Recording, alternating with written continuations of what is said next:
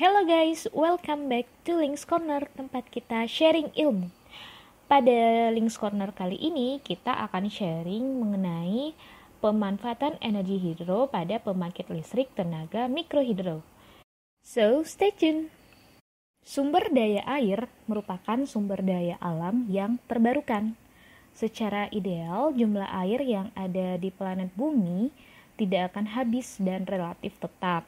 Namun, secara praktisnya, jumlah air yang ada di bumi ini dapat pula berkurang. Nah, air yang jumlahnya ribuan juta meter kubik ini berasal dari suatu proses alam yang kita kenal dengan istilah siklus geohidrologi. Matahari yang memancarkan panas sepanjang tahun merupakan penyebab utama untuk terjadinya proses evaporasi pada air yang terdapat di permukaan bumi, baik yang di daratan maupun di lautan, dan proses evapotranspirasi pada permukaan daun, serta jaringan tumbuh-tumbuhan. Sebagai akibat proses evaporasi ini, massa air yang semulanya bersifat cair akan berubah menjadi massa uap yang bersifat gas. Secara alamiah, gas tersebut karena berat jenisnya kurang dari 1 akan naik ke atmosfer, tertiup oleh angin, terbawa ke tempat yang lebih tinggi dengan suhu yang lebih dingin. Di tempat yang demikian, uap air mengalami kondensasi atau pengembunan, yang berakhir dengan menjadi titik-titik air dalam jumlah yang sangat banyak. Secara gravitasional, titik-titik air yang ada di atmosfer jatuh ke permukaan bumi dalam bentuk hujan. Keadaan hujan tersebut, evaporasi dan kondensasi ini merupakan suatu siklus yang berjalan terus-menerus dan terjadi sepanjang tahun. Intensitasnya ditentukan oleh kedudukan matahari terhadap bumi. Itulah uraian singkat terjadinya hujan. Pada permukaan bumi dibagi menjadi 2 bagian besar, yaitu laut dan darat. Permukaan di darat tidak seluruhnya datar, sebagian membentuk pegunungan atau merupakan deretan gunung api. Secara alamiah, di daerah pegunungan maupun di daerah gunung api ditumbuhi tanaman yang lebat, bahkan dapat berupa hutan juga. Keberadaan tumbuhan ini berfungsi sebagai pengatur aliran air permukaan dan aliran air tanah yang keduanya berasal dari air hujan. Air tanah muncul sebagai mata air yang akhirnya membentuk sungai. Aliran air di sungai dengan debit yang tidak begitu besar sangat potensial direkayasa sebagai penggerak turbin pada pembangkit listrik tenaga mikrohidro. Dan diketahui bahwa total sumber energi yang berasal dari air sekitar 40.000 terawatt hour per year. Sedangkan secara teknisnya, potensi energi air ini bisa mencapai 14.000 sampai 15.000 terawatt hour per year. Untuk itu, kita bisa memanfaatkan energi hidro ini sebagai pembangkit listrik. Adapun klasifikasi dari pembangkit listrik dari hidro ini ada beberapa tingkatan. Yang paling kecil itu skalanya pikohidro sekitar 1 kW. Yang kedua itu adalah skalanya mikro dengan output daya listriknya sekitar 1 kW hingga 100 kW. Skala yang lebih besar lagi ada mini hidro dengan output dayanya 100 kW hingga 1 MW. Setelah itu ada small hydro 1 MW sampai dengan 10 MW, dan yang terakhir dengan output daya besar dari 10 MW yaitu large hydro. Pembangkit listrik tenaga mikrohidro atau PLTMH adalah pembangkit listrik berskala kecil yang memanfaatkan tenaga atau aliran air sebagai sumber penghasil energi. PLTMH termasuk sumber energi terbarukan dan sangat layak disebut sebagai clean energy karena ramah lingkungan. Dilihat dari teknologinya, PLTMH memiliki konstruksi yang sederhana, mudah dioperasikan, mudah dalam perawatan, serta mudah dalam penyediaan suku cadang. Sedangkan dalam sisi ekonominya, PLTMH merupakan pembangkit listrik dengan biaya operasi dan perawatannya yang relatif murah, serta biaya investasinya cukup bersaing dengan pembangkit listrik lainnya.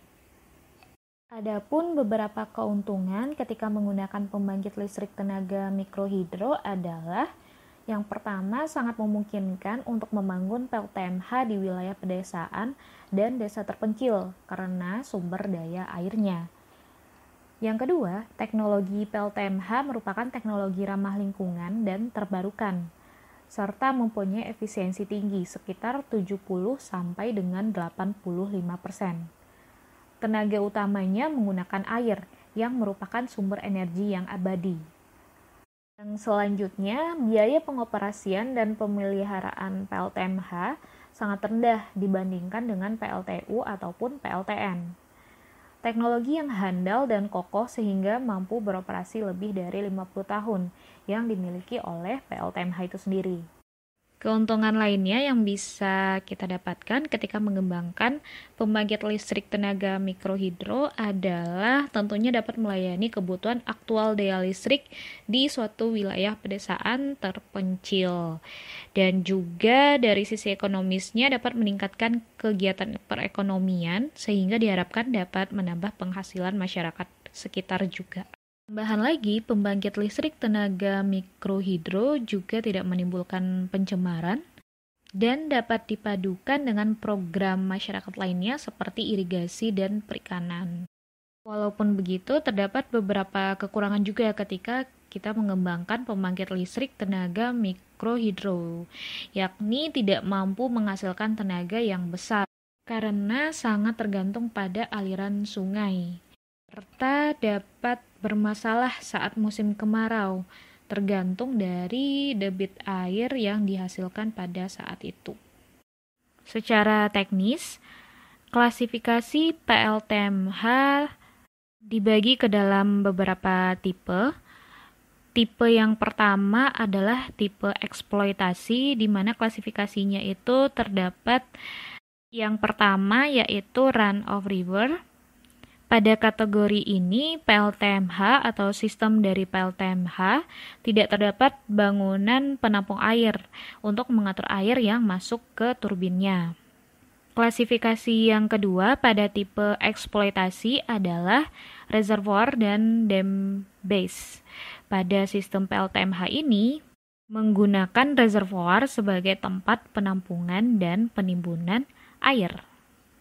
Tipe yang kedua adalah berdasarkan tinggi jatuh atau heat. Jadi kita melihat dari berapa ketinggian heatnya. Diklasifikasikan menjadi 3. Yang pertama rendah berarti ketinggian heatnya kecil dari 50 meter. Klasifikasi yang kedua menengah dengan tinggi heatnya 50 meter sampai dengan 250 meter. Serta yang ketiga dengan klasifikasi tinggi yaitu heatnya besar dari 250 meter. Lanjut ke tipe yang ketiga yaitu berdasarkan penempatan powerhouse. Diklasifikasikan menjadi 2. Yang pertama, powerhouse berada pada bendungan. Dan klasifikasi yang kedua, powerhouse-nya pada skema pengalihan. Tipe yang keempat yaitu berdasarkan metode konversi energinya. Diklasifikasikan menjadi 2. Yang pertama berdasarkan pemakaian turbin dan yang kedua yaitu pemompaan dan pemakaian turbin terbalik. Tipe selanjutnya yaitu berdasarkan sistem pembawa air, ada yang sistem bertekanan dan ada juga yang sirkuitnya campuran. Serta tipe yang terakhir yaitu berdasarkan tipe turbin, di mana di tipe turbin ini terdapat 3 klasifikasi yaitu impulse, reaksi, dan reversible. Pada dasarnya, mikrohidro memanfaatkan energi potensial dari jatuhan air atau heat.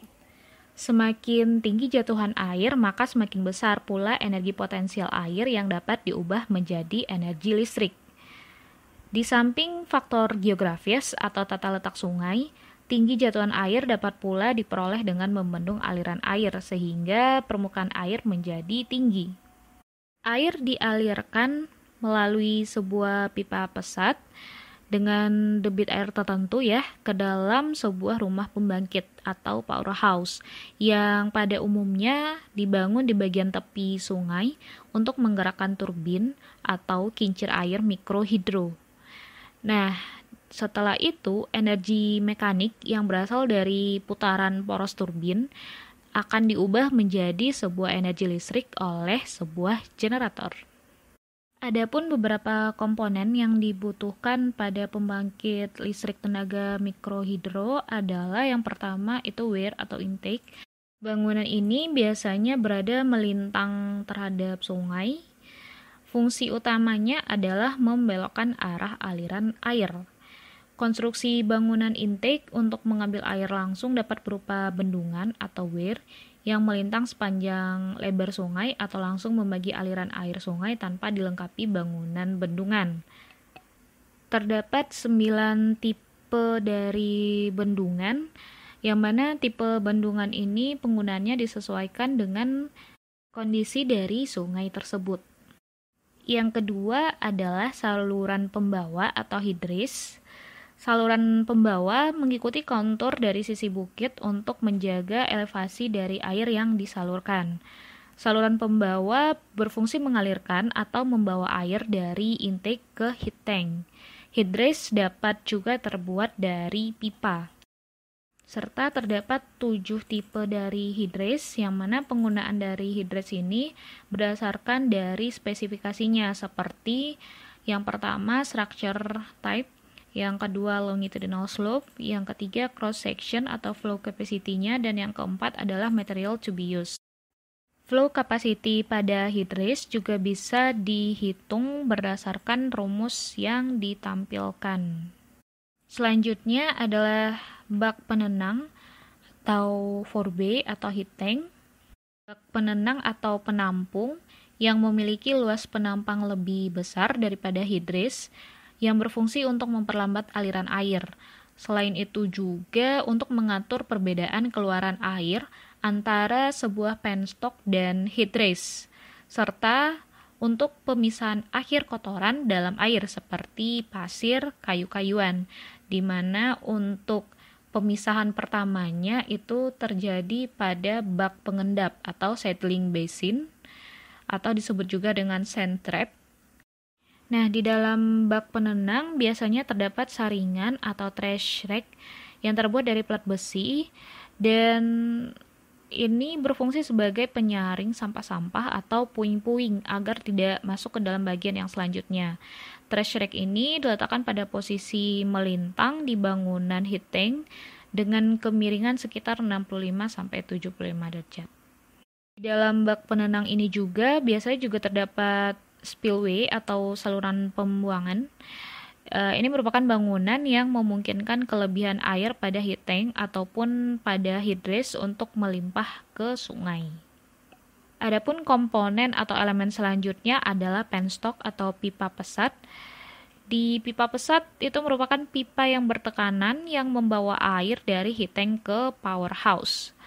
Untuk itu, pipa pesat sangat berhubungan dengan ketinggian head. Ketinggian head ini nantinya dibutuhkan dalam penentuan daya listrik yang dihasilkan oleh sebuah pembangkit listrik tenaga mikrohidro. Ketinggian head yang dimaksud adalah ketinggian head efektif atau net heat, di mana untuk net heat ini merupakan gross heat dikurang dengan heat loss. Heat loss dapat berupa loss from intake to 4B, atau loss dari penstocknya, atau bisa juga dari tail race and draft tube. Nah, loss dari penstock yang dimaksud dapat juga berupa frictional loss, valve loss, inlet loss, ataupun losses yang lainnya. Powerhouse merupakan sebuah shelter sebagai electromechanical equipment seperti turbin, generator, kontrol panel yang ada di dalamnya tersebut. Turbin air berfungsi mengubah energi potensial fluida menjadi energi mekanik yang kemudian diubah lagi menjadi energi listrik pada generator. Terdapat dua jenis tipe turbin air yang digunakan pada PLTMH, yaitu turbin reaksi dan juga turbin impuls. Komponen lainnya yang juga terdapat di dalam powerhouse adalah generator. Generator merupakan suatu peralatan yang berfungsi mengubah energi mekanik menjadi energi listrik. Nah, terdapat dua tipe generator juga yang digunakan, yaitu generator sinkron dan generator induksi. Adapun daya yang dihasilkan dari pembangkit listrik tenaga mikrohidro dapat dianalisis dari beberapa faktor, yaitu yang pertama massa jenis air, debit air, dan ketinggian efektif dari sebuah heat yang digunakan. Untuk itu dapat disimpulkan bahwa daya yang dihasilkan sama dengan percepatan gravitasi 9,8 meter per second kuadrat dikalikan dengan massa jenis air dengan satuan kilogram per meter pangkat 3 dikalikan dengan debit air dengan satuan meter pangkat 3 per second dan dikalikan dengan net heat dengan satuan meter. Setelah melewati turbin air, maka daya yang dihasilkan akan disesuaikan dengan efisiensi turbin sehingga daya output dari turbin yaitu efisiensi turbin dikalikan dengan daya yang didapatkan sebelumnya. Nah, dari turbin, maka akan digunakan generator untuk mengkonversi energi mekanik menjadi energi listrik. Dari sinilah didapatkan output berupa daya listrik yang nantinya akan dihubungkan ke jaringan listrik. Secara matematis, output daya listrik sama dengan efisiensi dari generator dikalikan dengan daya output yang dihasilkan dari turbin. Nah, untuk efisiensi generator maupun efisiensi dari turbin, nilainya biasanya berkisar dari 0,8 sampai dengan 0,95. And finally, sekian dulu sharing session pada video PLTMH part 1 ini. Akan dilanjutkan nanti pada video sharing session PLTMH part 2. See you on the next video.